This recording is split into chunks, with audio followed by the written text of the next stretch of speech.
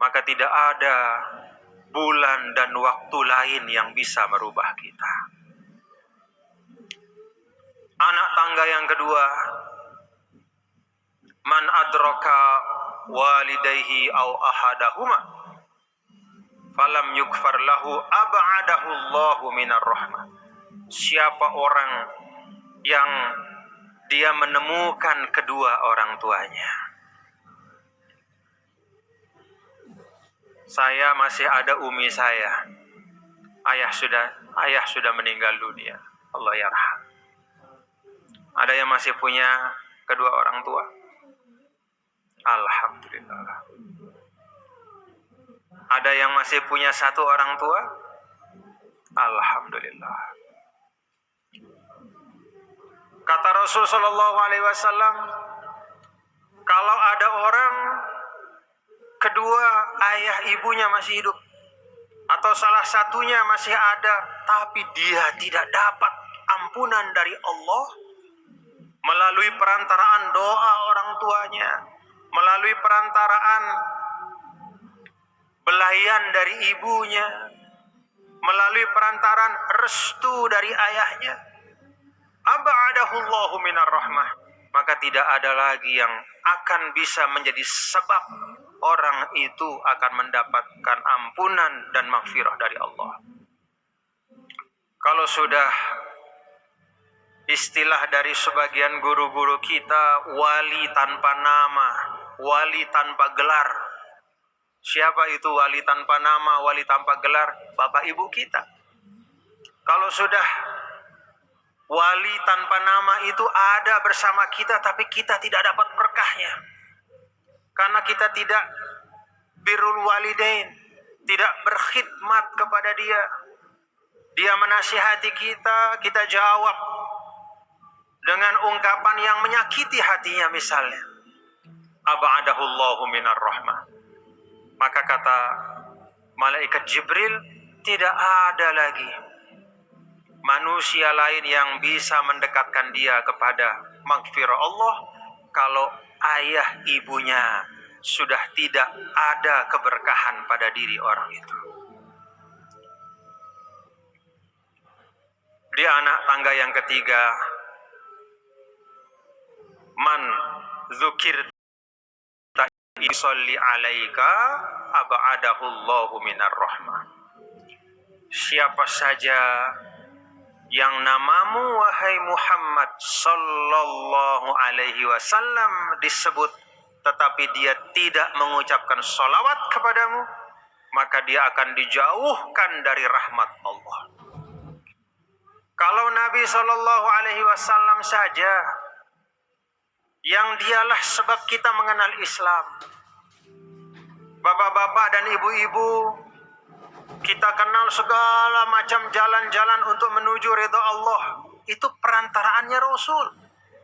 Rasulullah yang memberitahu kita di dalam bulan Ramadan itu ada satu malam yang lebih mulia dari 1000 bulan.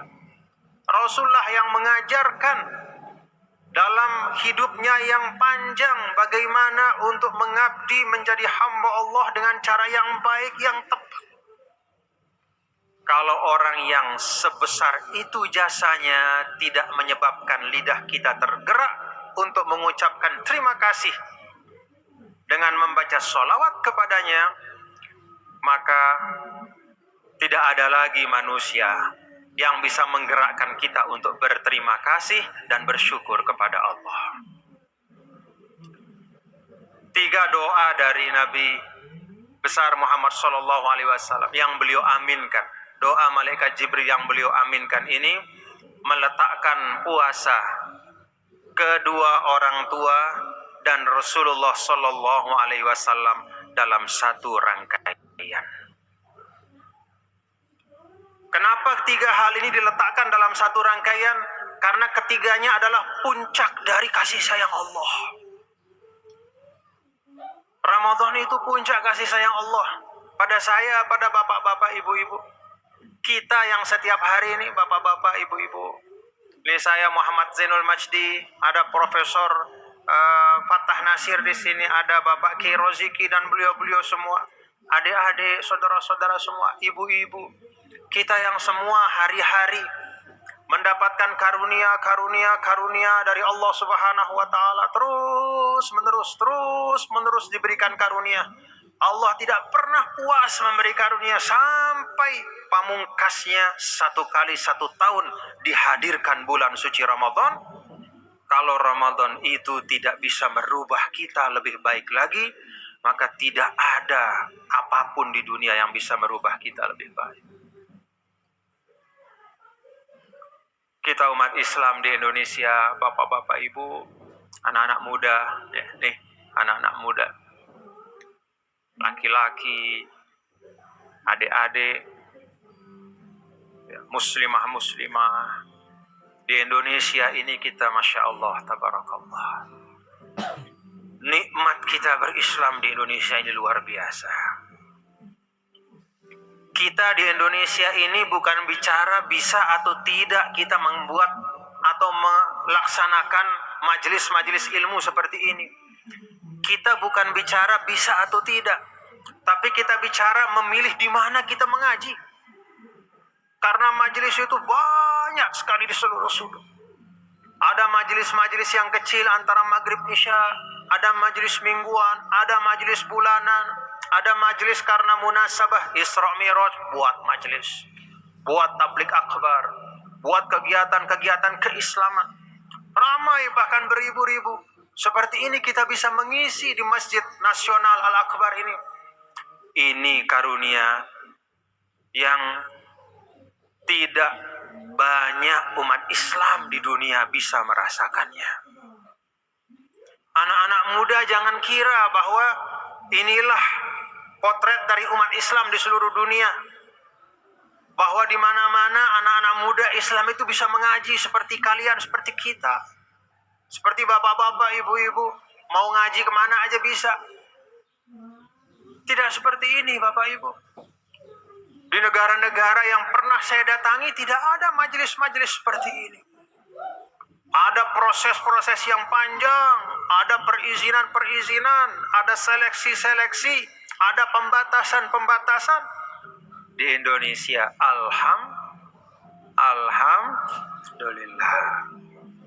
Nah, saya ingin bapak-bapak dan ibu-ibu kita semua memahami apa yang sekarang kita nikmati dalam berislam di Indonesia ini.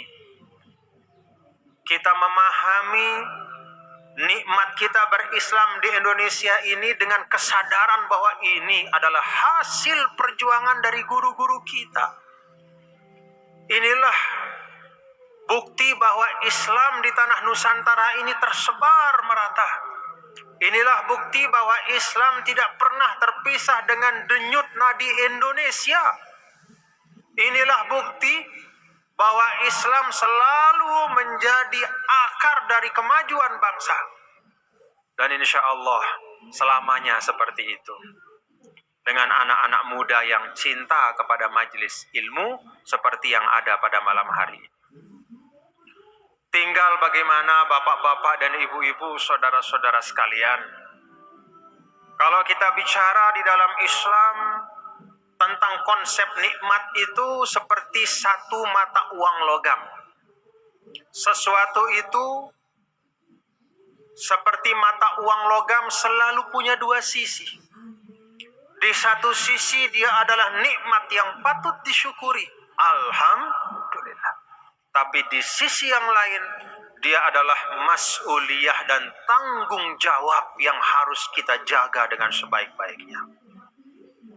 Maka kalau kita, bapak-bapak dan ibu-ibu, hadirin dan hadirat sekalian, merasakan nikmat luar biasa kita berislam di Indonesia, mari kita menggunakan kebebasan berislam kita di Indonesia ini dengan penuh tanggung jawab.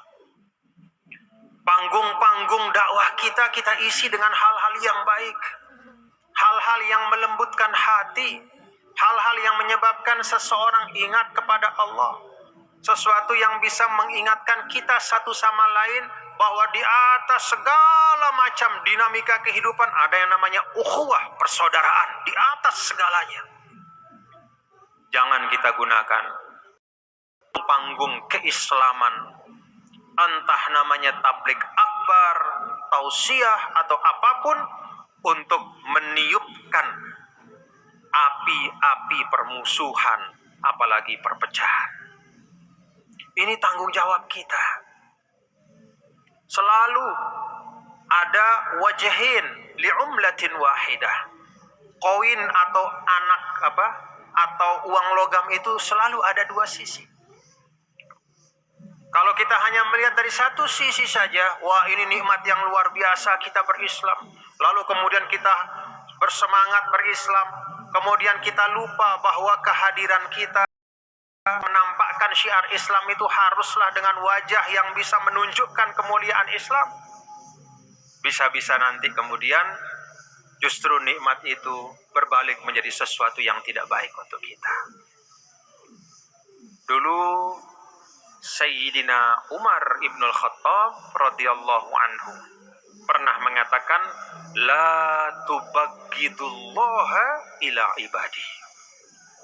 Hei bapak-bapak ibu, kira-kira kalau bahasa kita, bapak ibu, ingat-ingat ya, jangan sampai Anda semua menjadikan Allah itu dibenci oleh hamba-hambanya. Sahabat pada heran. Apa maksud Sayyidina Umar bin Khattab ini? Kaifa dzalika ya Umar? Bagaimana? Apa maksudmu Umar? Jangan jadikan Allah itu dibenci di hati hambanya. Jangan menyebabkan Allah itu dijauhi oleh hambanya. Apa maksudnya? Sayyidina Umar kemudian menyampaikan ilustrasi. Ayakunal wahidu minkum imaman fayutawwilu fi sholatihi fayamfarun nasu minal masjid. Satu, kata Sayyidina Umar, ada di antara kalian itu dijadikan sebagai imam di masjid. Lalu karena dia jadi imam, dia lupa di belakangnya itu ada orang tua, ada orang yang sakit, ada orang punya hajat, ada anak kecil, ada orang yang mungkin kalau berdiri lama tidak sanggup. Dia panjangkan sholat. Sampai akhirnya orang-orang enggan untuk datang ke masjid itu. Wa yakunul wahidu minkum qasiyan. Qasan. Ada pula salah seorang dari kalian diberikan tugas untuk memberikan mau'izah hasanah, qasan, menceritakan, bernasihat. Lalu kemudian yutawwilu fi qissatihi. Lalu kemudian dia perpanjang apa yang dia sampaikan sampai pada tingkat orang sudah tidak mau hadir di majelis taklim itu.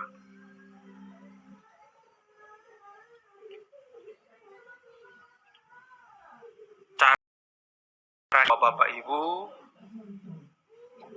kita hadir di tengah masyarakat menunjukkan keislaman kita itu harus dengan cara yang menunjukkan kemuliaan Islam. Dulu ada ilustrasi dari Sayyidina Umar, itu pernah terjadi pada masa Rasul sallallahu alaihi wasallam. Sayyidina Mu'az bin Jabal ditunjuk jadi imam, lalu dia menjadi imam, dia panjangkan bacaannya sampai ada yang kemudian mufaroqoh. Begitu dia mufaroqoh dan pergi, lalu dikomen oleh Sayyidina Mu'az, wah kalau orang yang meninggalkan jamaah kayak begitu itu gak sabar di masjid, dia berarti munafik. Begitu mendengar ungkapan itu, orang itu mengadu kepada Rasulullah SAW. Ya Rasulullah, saya kemarin